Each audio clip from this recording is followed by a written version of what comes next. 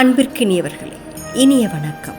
அப்பாசிய பேரரசர் கலீபா ஹாரூன் ரஷீதின் மகன் இளவரசன் மமூன் சிறுவனாயிருக்கும்போது அவருடைய ஆசிரியர் ஒரு முறை மமூனை தக்க காரணமின்றி பலமாக அடிச்சிட்றார்.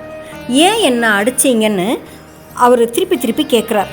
பேசக்கூடாது அப்படின்னு வாயை அடக்கி வைக்கிறார். மமூன் கேட்கும் போதெல்லாம் இதையே சொல்லி வைக்கிறார். பிற்காலத்தில் ஆட்சி பீடம் ஏறிய மமூன் ஒரு முறை அரச சிம்மாசனத்தில் வீற்றிருக்கும் போது அவரது ஆசான் அங்கே வர்றார். அதாவது அன்னைக்கு அடித்தார் இல்லைங்களா, அவர் வர்றார். சந்தர்ப்பத்தை பயன்படுத்திய மமூன், ஏன் சிறு வயதில் நான் படிக்கும்போது காரணமின்றி என்னை அடித்தீர்கள் அப்படின்னு கேட்குறார்.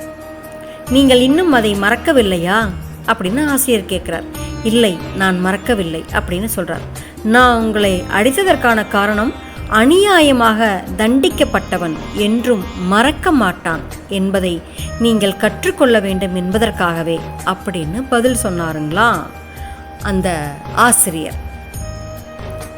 அரச குடும்பத்து இளவரசர்கள் கட்டாயம் இதை படித்து வச்சுக்க வேண்டிய பாடம்னு சொன்னாருங்களாம். இது எல்லாருக்கும் பொருந்துங்க.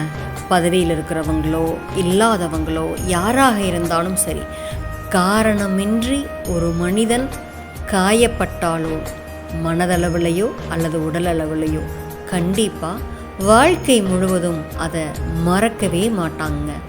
அதனால் ஒருத்தரங்களை நம்ம மனதளவிலையோ இல்லை உடலளவிலையோ காரணமின்றி காயப்படுத்தும் போது ஒரு முறைக்கு இருமுறை யோசிச்சுட்டு நல்ல சிந்தனையோடு செயல்படுத்துங்க.